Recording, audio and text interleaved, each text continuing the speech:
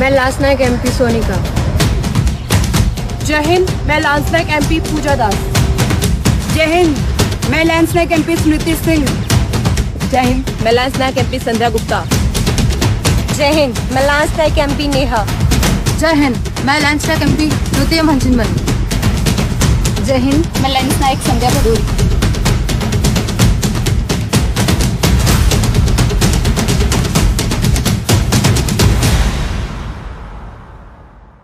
Hello and welcome to a very special program.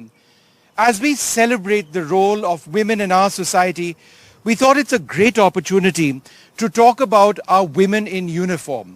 We have a wonderful panel of young, extremely accomplished women. They are in the first batch of the Indian Army's military police. They're serving across the country. Some of them have done brilliantly as sportswomen. Others are completing their education. And others still have been deployed for United Nations missions as well. So it's a great opportunity to talk to them, learn about their aspirations. बिल्कुल, हमारे देश में महिलाएं किसी भी कार्य क्षेत्र में आगे बढ़ती हैं तो हौसला अफजाई होती है, और खास तौर से अगर सेना में ये जुड़ती हैं और किसी पद पर पहुंचती हैं तो बहुत गर्व महसूस होता है। तो आज हमें जिस तरह से गर्व महसूस हो रहा है कार्यक्रम को करते हुए, यहाँ पर महिला मिलिट्री पुलिस का पहला दस्ता हमारे देश का हमारे साथ मौजूद है। ये तमाम लांस नायक हैं और इन्हीं से आज बात करते हैं, इनका सफ़र कैसा रहा है समझते हैं। तो हमारे साथ यहाँ पर पहले सोनिका मौजूद है, लांस नायक सोनिका। पहले मैं आप ही से शुरुआत करती हूँ। सोनिका, कैसा रहा आपका अब तक का सफ़र? अब ये बताइए कितना चुनौतीपूर्ण रहा है? बात करूं मैं अभी तक के सफ़र की, तो अभी तक का सफ़र काफ़ी चुनौतीपूर्ण, काफ़ी डिफ़िकल्ट तो रहा है। हमारी जो ट्रेनिंग है उसको सिविल लाइफ से बहुत ही डिफ़िकल्ट थी। मैं आपको बताना चाहूँगी, अब जब हम उन दिनों को याद करते हैं, पीछे मुड़ के जब हमारी ट्रेनिंग के दिनों को हम देखते हैं तो हम सोचते हैं कि हमने वो कर दिखाया जिसके लिए हम देश की सेना में शामिल होना चाहते थे। हम उस सफ़र में काफ़ी सफल हुए हैं। तो पूजा, वही सवाल आपसे, आप सेना में ज्वाइन क्यों करना चाहती थी? मैं सेना में ज्वाइन करने के पीछे का रीज़न, मैं बचपन से सेना को देखती आ रही हूँ। उनके जो जोश जज्बा, जो उनका जुनून है, वो देख के मैं हमेशा से चाहती थी कि मैं भी इस देश की सेवा करूं। और एक सिंगल चाइल्ड होने के नाते अपने माता पिता का मैं चाहती थी कि मैं उनको प्राउड फील कराऊं। तो बस वही मेरा एक मोटो था कि मैं सेना में ज्वाइन करने चाहती थी। बिल्कुल, लेकिन अपने आप में जब माता पिता होते हैं, महिलाएं लड़कियां जाती हैं सिंगल चाइल्ड, तो बहुत घबराहट भी हुई होगी। कुछ कहा उन्होंने कि मत जाइए, कुछ और फील्ड चुनिए, कुछ ऐसा था घर में हुआ था? देखिए, वो चिंतित तो बहुत हुए, पर मैंने उनको दिलासा दिलाया कि भारतीय सेना एक ऐसी संस्था है जो अपने जवानों का, अपने ट्रेनिंग्स का बहुत अच्छे से ख्याल रखता है। उनको डरने की कोई ज़रूरत नहीं है। और तब जाके मैंने 61 वीक्स की ट्रेनिंग बखूबी कंप्लीट किया है, और माता पिता को भी ये यकीन हो चुका है भारतीय सेना पे कि हाँ, हमारी बेटी को इस काबिल बनाया कि सर ऊंचा करके सोसाइटी में रहे वो। स्मृति, आप बताइए, क्या ट्रेनिंग के दौरान क्या खास लगा आपको? मैम, मैं कहना चाहूँगी कि ये फौज की ऐसी ट्रेनिंग होती है जो एक आम नागरिक के लिए बिल्कुल आसान नहीं होती। सुबह से ही हमें इतना भाग दौड़ करना पड़ता है। सुबह 4:30 बजे उठना, उठते ही फिजिकल ट्रेनिंग के लिए जाना, फिर उसी के भाग दौड़ में आपको फिर ड्रिल की ट्रेनिंग होती है, बेसिक फाउंडेशन कोर की ट्रेनिंग होती है, स्विमिंग ट्रेनिंग होती है, फील्ड क्राफ्ट, बैटल क्राफ्ट, इन सब की ट्रेनिंग करते करते हमें दोपहर के 2:30 बज जाते हैं। फिर हमारी 3 बजे फिर से फॉल इन हो जाती है, जिसमें हमें ये फील्ड क्राफ्ट और बेसिक क्राफ्ट का फिर से हमें ट्रेनिंग कराया जाता है शाम को 5-6 बजे तक। उसके बाद से हमें फिर शाम को कुछ समय पढ़ने का भी मौका मिल जाता है। देन हमारी रात को नाइट ड्यूटीज भी होती है। तो देखा जाए तो जो हमारा दिनचर्या होता है वो काफी बिजी होता है। लांस नायक नेहा, आप यूएन में भी तैनात थी, और आपके ड्यूटीज के बारे में कुछ बताएंगे? आपके यहाँ पे हमें इंडियन अथॉरिटीज़ के अंडर रह के काम करना पड़ता है। वहाँ पे कुछ यूएन के रूल्स एंड रेगुलेशंस है जिसको हम फॉलो करते हैं, और उनके अंडर रह के ही हमें पूरा काम करना होता है। थोड़ी ड्यूटीज़ अलग इस प्रकार हैं कि हम बोल सकते हैं कि यहाँ की लैंग्वेजेस हम अच्छे से जानते हैं। बट यूएन में सबसे बड़ी दिक्कत ये आती है कि हम कम्युनिकेशन, जिसके लिए हमें अलग से लैंग्वेजेस सिखाई जाती है, अरेबिक लैंग्वेजेस सिखाई जाती हैं, ताकि हम वहाँ के नॉर्मल पीपल्स के साथ जो कम्युनिकेट अच्छे से कर पाएँ, उनकी बात को समझ पाएँ और अपनी बात को समझा पाएँ। और वहाँ पे मेन हमारा ड्यूटी होता है क्राउड कंट्रोल का। संध्या, मैं आपसे जानना चाहूँगी, बहुत इंटरेस्टिंगली बता रही थी जिस तरह से कि स्विमिंग वगैरह भी जाने का मौका मिलता है, ये तो अपने आप में रिलैक्स ही करता है, और बैटल क्राफ्ट भी सिखाया जाता है। तो अगर समझना चाहूँ, जो हमारी महिलाओं का ये पहला दस्ता है मिलिट्री पुलिस का, बैटल क्राफ्ट, आप दोनों से आप पहले शुरू कर सकती हैं, उसमें क्या सिखाया जाता है आपको? बैटल क्राफ्ट हमारी एक ऐसी ट्रेनिंग होती है जो एडवांस में दी जाती है। फील्ड के टाइम पे हमें कैमोफ्लेज करना है, कैसे युद्ध के टाइम पे हमें दुश्मन से बचना है, या फिर हमें कैसे आर्ड लेकर दुश्मन पे आक्रमण करना है, वो सारी चीज़ें हमें बैटल क्राफ्ट और फील्ड क्राफ्ट में सिखाई जाती हैं। लांस नायक ज्योति, आपकी ड्यूटीज के बारे में बताएंगे? हमारे ड्यूटीज आती है कि एज अ वुमेन एमपी, अगर किसी केस में वुमेन या गर्ल साइट होती है तो उसको सॉल्व करने का जिम्मेदारी हमारी होती है। हमारे यूनिट्स में मेल काउंटर पार्ट्स के साथ कंधे से कंधा मिलाने का ड्यूटीज करने का अच्छा मौका मिला है हमें, चाहे वो पॉइंट्समैन ड्यूटीज हो, वीआईपी ड्यूटीज हो, या किसी को केस को सॉल्व करना हो। यहाँ पे कहीं पे भी हमें मेल जेंडर डिस्क्रिमिनेटेड नहीं किया जाता, चाहे वो मेल हो या फीमेल हो, सबको ड्यूटीज बराबर ही होती है। हमारी ड्यूटीज आती है, पॉइंट्समैन ड्यूटीज होती है, मोबाइल पेट्रोलिंग ड्यूटीज होती है, टी क्रॉस ड्यूटीज होती है।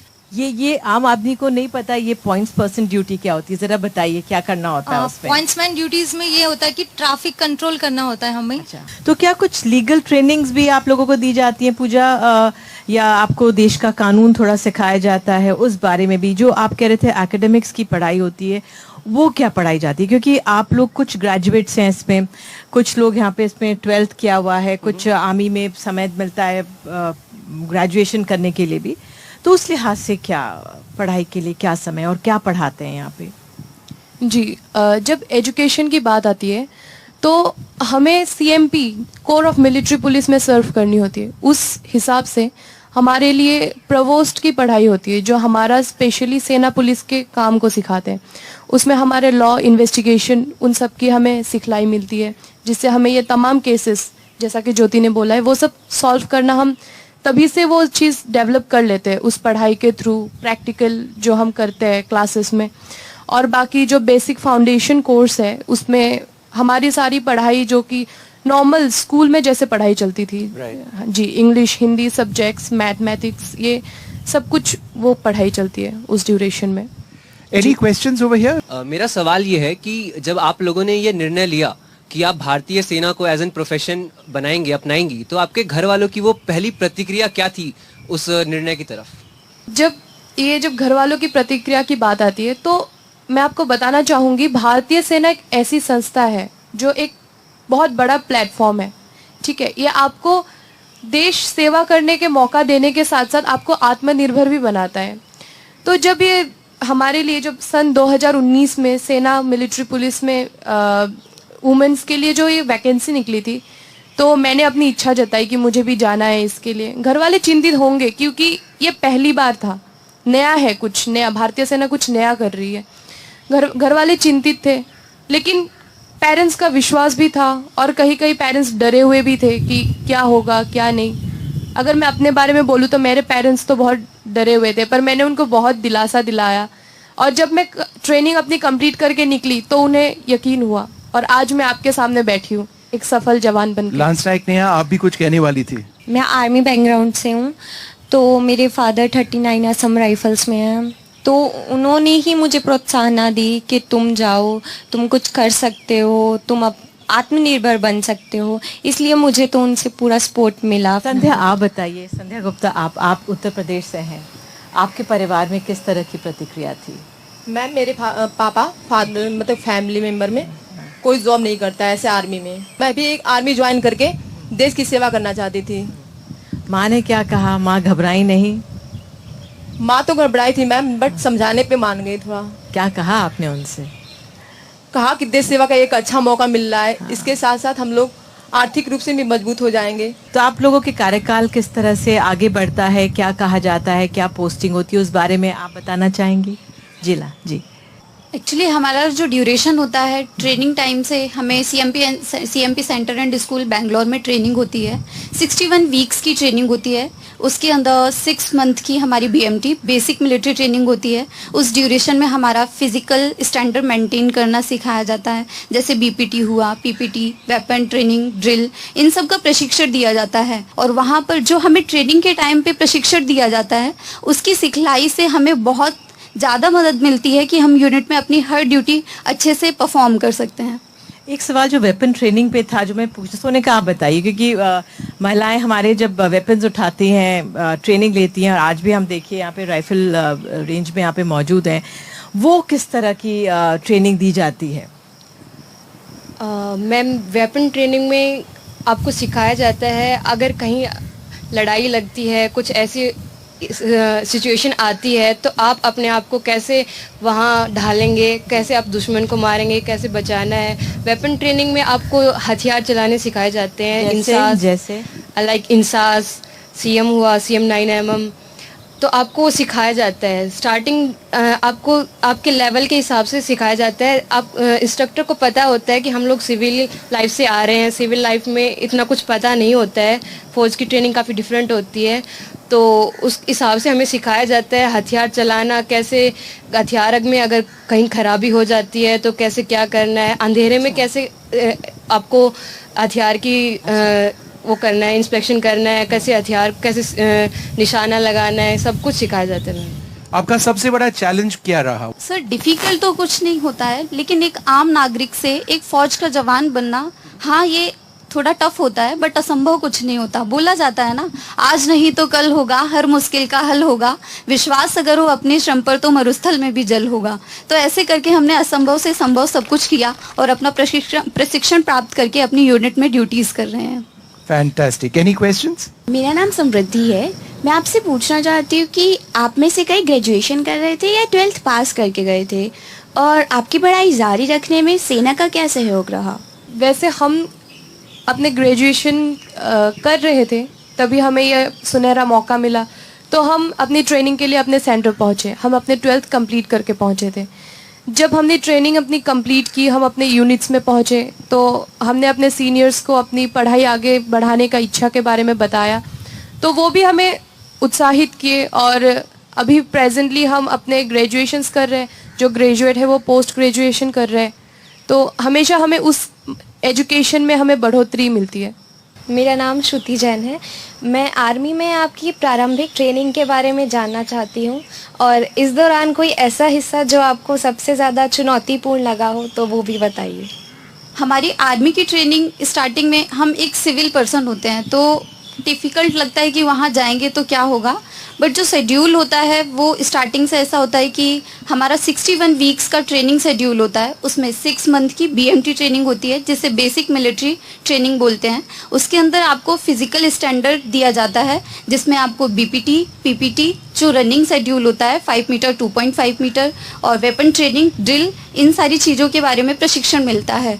6 मंथ के कंप्लीट करने के बाद आपको एडिशनल ट्रेनिंग, प्रोवोस्ट ट्रेनिंग दी जाती है, जो कि प्रोवोस्ट ट्रेनिंग हमारी कोर की एक अहम ट्रेनिंग होती है। इसके अंदर जो हम मिलिट्री पुलिस के हैं वो सारी ड्यूटीज़ बताई जाती हैं और सिखलाई जाती हैं प्रैक्टिकली, और ग्राउंड में भी इवन क्लासेस लगती हैं, पढ़ाई करके भी बताई जाती है। उसके बाद सिग्नल ट्रेनिंग होती है, जिसमें हमें संचार माध्यम को बताया जाता है। जैसे हमें मैसेज किसी को पास करना है तो मैसेज हम कैसे पास करेंगे उस बारे में बताया जाता है। और लास्ट में हमें डीएनडम ट्रेनिंग, जिसमें हमें ड्राइविंग, मेंटेनेंस के बारे में बताया जाता है। इवन लास्ट में एडवांस ट्रेनिंग में हमें मैप रीडिंग भी सिखाई जाती है, जिसमें हम on ground, ground to on, grid difference निकालना सारा सब कुछ जानते हैं। इस प्रकार हम अपनी ट्रेनिंग सफलतापूर्वक प्राप्त करते हैं और अपनी यूनिट में ड्यूटीज़ देते हैं।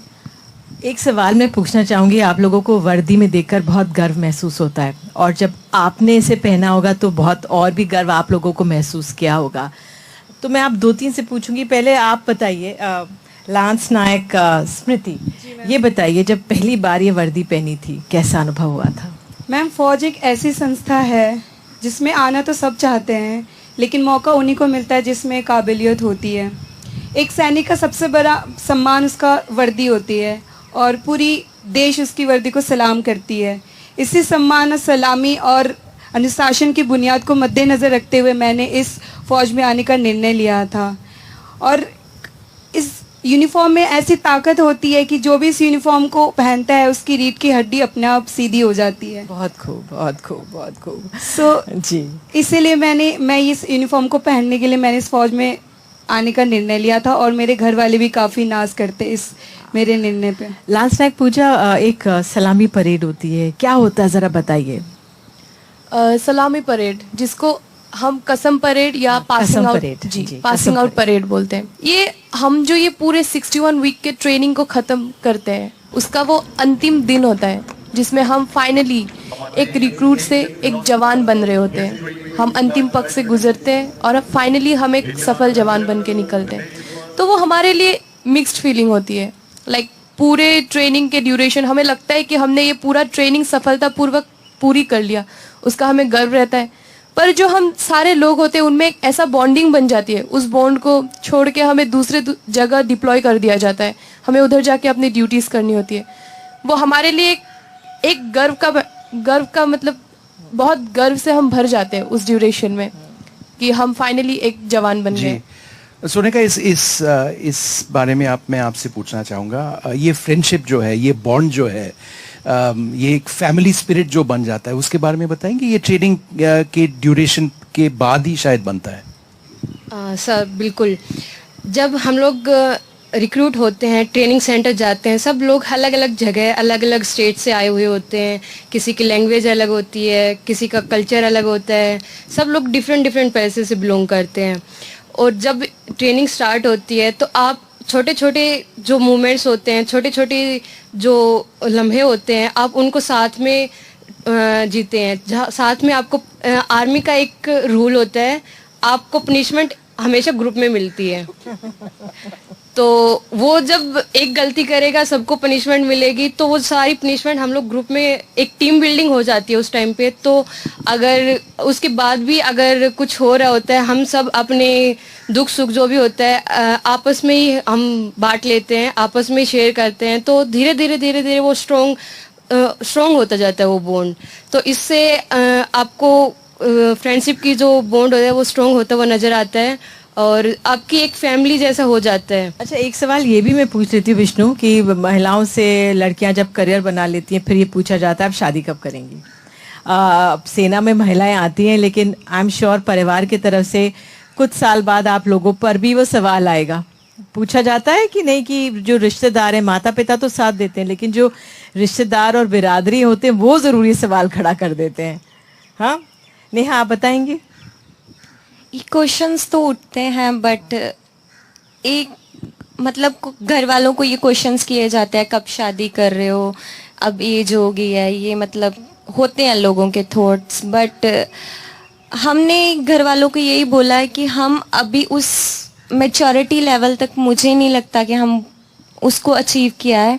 पहले हम कुछ करियर में और अच्छा कर ले, सेना में एक अपनी अच्छी पोजीशन बना लें, उसके बाद जब हमें फील होगा तो हम ऑब्वियसली उसके लिए रेडी हो जाएंगे। बिल्कुल, ये बहुत अहम डिसीजन है। आप कहना चाहेंगे लास्ट नाइट? जी, जब भी हमारे घर में कोई आता है तो वो ऐसे पूछते रहते हैं। मेरे जॉइंट फैमिली है हमारे, तो मैं अकेली अभी बची हुई हूँ, तो शादी करने के लिए सभी मेरे माता पिता से पूछते रहते हैं। तो मेरे पापा बोलते हैं कि नहीं, ये तो लड़का है, इसका क्या शादी करना, ऐसे बोलते हैं। बहुत अच्छा है। मेरा नाम सान्या शर्मा है। मैं आपसे ये सवाल पूछना चाहती हूँ कि सेना के लिए फील्ड वर्क करने का आपका कैसा अनुभव था और आपको किस प्रकार की ड्यूटीज करनी पड़ी? फील्ड एरिया की जो एनवायरनमेंट होती है वो पीस एरिया से काफ़ी अलग होती है और काफ़ी चुनौती भरी मानी जाती है। यहाँ की जो नेचर ऑफ ड्यूटी, यहाँ का ड्यूटी करने का तरीका काफ़ी अलग माना जाता है।